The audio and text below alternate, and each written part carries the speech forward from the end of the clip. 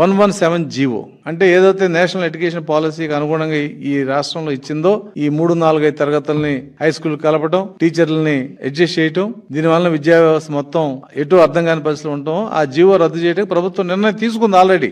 అది కేంద్ర ప్రభుత్వం యొక్క పాలసీతో ముడిపడి ఉంది కాబట్టి విద్యావేత్తలతో, స్టేక్ హోల్డర్తో మాట్లాడి మరి ఈ విద్యా సంవత్సరం రద్దు చేయటమా లేదా వచ్చే విద్యా సంవత్సరం నుంచి రద్దు చేయటమా అనేది ప్రభుత్వం చర్చల్లో ఉంది. రద్దు చేసే నిర్ణయం అయితే ఆల్రెడీ ప్రభుత్వం తీసుకుంది. కాబట్టి ఈ పరిస్థితుల్లో ఈ విద్యా వ్యవస్థని కొంచెం ముందుకు తీసుకెళ్లే ప్రయత్నంలో భాగంగా సర్దుబాటు అనే ఒక అంశాన్ని ప్రభుత్వం ప్రవేశపెట్టింది.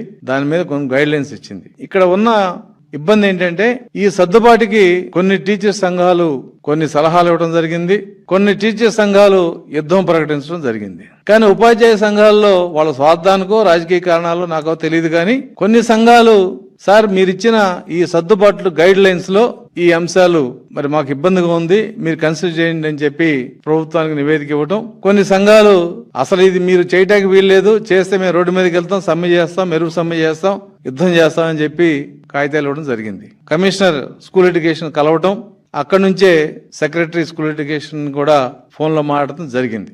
ఈ రోజు 12-13 జరగవలసిన సర్దుబాటు చర్య ఏదవుతుందో దాన్ని ముందుగా వాయిదా వేయమని చెప్పి అడిగాం. ముందుగా దాన్ని వాయిదా వేయడం జరిగింది. ఇందులో ఉన్న ప్రధాన అంశాలు ఏంటంటే ఒక టీచర్ని ఇప్పుడు పనిచేస్తున్న చోట నుంచి మండలంలోనే ఇంకో స్కూల్ కి సర్దుబాటు చేయడం జరుగుద్ది. సపోజ్ అది కూడా టీచర్స్ కి ఇబ్బంది లేకుండా మండలంలోనే ఈ సర్దుబాటు చర్య చేపట్టడం జరిగింది.